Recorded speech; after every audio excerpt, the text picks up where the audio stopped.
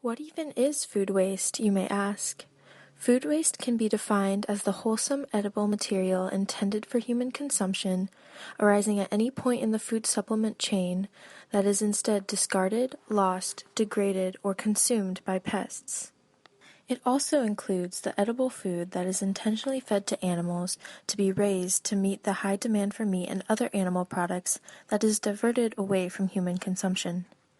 To put this into perspective, about 1/3 of the food produced in the world for human consumption gets lost or wasted. This equates to about 1.4 billion tons of food that is wasted every year. In addition, 45 trillion gallons of water are wasted every year to grow food that is inevitably thrown away. That's a whole lot of waste. So why is so much food being wasted? Food loss occurs for many reasons that can occur at any stage along the production and supply chain. Between the farm gate and the retail stages, food loss can arise from problems during drying, milling, transporting, or processing that expose food to damage by insects, rodents, birds, molds, and bacteria. At the retail level, equipment malfunction such as faulty cold storage, over-ordering, and culling of blemished produce can result in food loss. Consumers also contribute to food loss when they cook more than they need, or choose to throw out the extras. But let's talk more about how the way our current food system functions and the consumers and supermarkets' purchasing power that plays a huge role in food waste. Consumers have been conditioned to purchase an idealized image of what a good piece of produce looks like. When we shop with our eyes in the produce aisle, our expectations for perfection contribute to the problem. Because of supermarkets' purchasing power, they can pick and choose what they'll buy from farmers.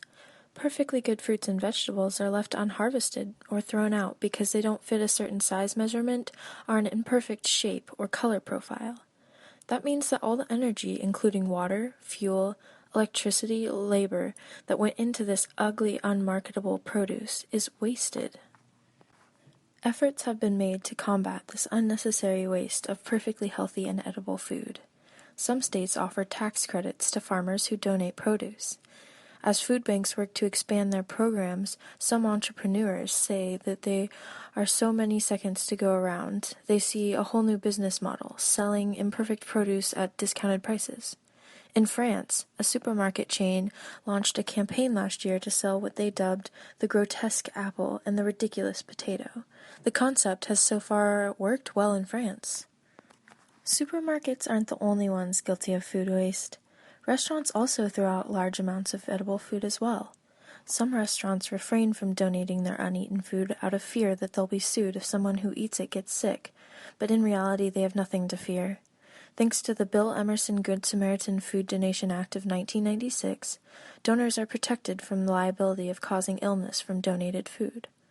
So why aren't grocery stores and restaurants making more of an effort to donate their food?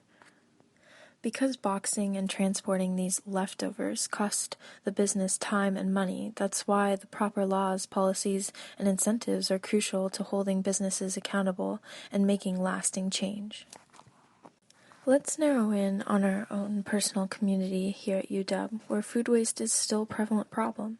In 2010, a total of 965 tons of food waste were collected on campus and composted. This is a 20% increase over 2009. However, change is still being made, and a new interactive recycling and compost bin in Packer Hall was just created. The screen on the bins shows how much money is saved by proper composting and recycling, as well as the hypothetical savings campus-wide if everyone did the same. This mentality is necessary in taking the initial steps to create positive change in food waste. It is not only important that we improve our own campus and the community, but to lead by example for the numerous visitors that tour UW every year. So now that you know about some of the problems within our food system, how on earth do we go about solving it when such a big issue can make us feel so helpless? Here are some simple ways to get started. Learn about programs to reduce food waste in your area and get involved. Meal planning to reduce wasted food is also a great idea. Educating yourself about food waste-related policies in your area can really make a difference. Start your own compost bin. Many people don't know that putting food waste in your garbage bin is illegal in Seattle now. There are many online sources to help you get started, though. Technology can be incredibly empowering and can help you make connections that can create positive impact and change. There are some new apps that can be used to connect farms, restaurants, and grocery stores with a surplus of food to those who need it. There are also some that teach you how to reduce the food that you personally waste and educate you about how to dispose of all of your food products properly. These tasks can all be made super easy by new mobile apps that provide you with all the information that you need to help you be a part of the movement to reduce food waste.